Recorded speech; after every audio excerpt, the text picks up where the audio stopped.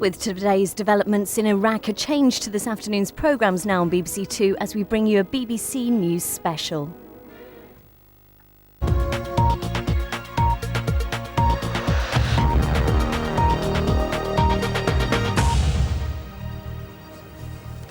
And good afternoon. This is a special programme from BBC News 24 with Peter Sissons and Liz Pike. We'll be bringing you the latest on the war in Iraq. First, the headlines. American forces say they have entered the heart of Baghdad. They claim significant numbers of American troops are near the middle of the city. The outskirts of the Iraqi capital have been pounded with coalition missiles and artillery. Saddam Hussein's officials use police cars and pickup trucks to try to rally support in the city. And defiance from the Iraqi information minister. He claims coalition troops have been expelled from Baghdad airport. American tanks have advanced into the southern suburbs of Baghdad for the first time. US commanders say significant numbers of coalition troops are now in the heart of the city. US Central Command in Qatar has suggested today's incursion is not just a reconnaissance mission. Iraq says everything is okay in Baghdad. In the latest developments on day 17 of the war in Iraq, US forces say they have control of Baghdad's main airport to the southwest of the city. However, the Iraqis claimed this morning to have crushed and expelled US troops from the airport. At the same time, coalition forces have been moving towards the city's eastern outskirts. It's thought coalition troops could now try to put forces around most of the city, leaving the northeast open for civilians to leave. Southwest Baghdad, an Iraqi tank burns. Evidence of fighting between US and Iraqi forces as civilian traffic weaves around more wreckage of war. This thought to be only around 3 miles from the heart of the city. Rumours abound in Baghdad today. The Americans say around 30 vehicles, 20 of them tanks, entered the city itself on a reconnaissance mission.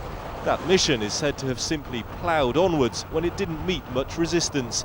Some reports suggest a US tank commander was killed and 2 more men were injured. Defiance from this truckload of Saddam's troops, readying themselves for the coming confrontation. But the Americans claim its forces are already in the centre of the city. What we have today is we do have coalition armored combat forces formations moving through the heart of Baghdad. At the newly renamed Baghdad International Airport, the Iraqis claim to have driven out American troops who captured it yesterday, though that's firmly denied by the Americans. We crushed the forces in Saddam International Airport, and we cleaned the whole place of the airport by our Republican Guard. Now the Republican Guard is in full control. Real and very visible signs today of other preparations within Baghdad. Iraqi artillery being towed right through the centre of the city, something not seen before, according to correspondents there. This display of Iraqi force and defiance was also put on in front of the cameras. And in the city, readying themselves for the looming battle, the Iraqi forces, lightly armed, posted behind barricades on the city's streets, they can only wait. Around the city, signs of normal life as well, though some people are said to be packing up and leaving by car. And from some civilians, defiant talk in the face of American advances. This man says people are strong and their morale is strong too, while this woman says everyone will fight the Americans.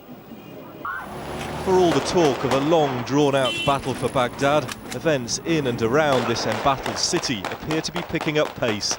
James Helm, BBC News.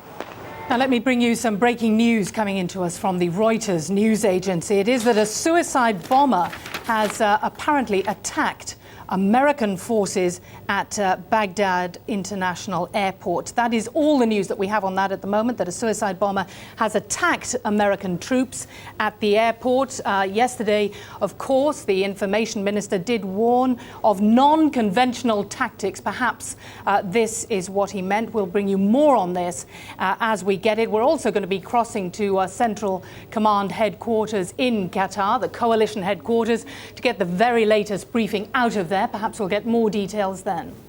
Well, let's speak now to our defence correspondent.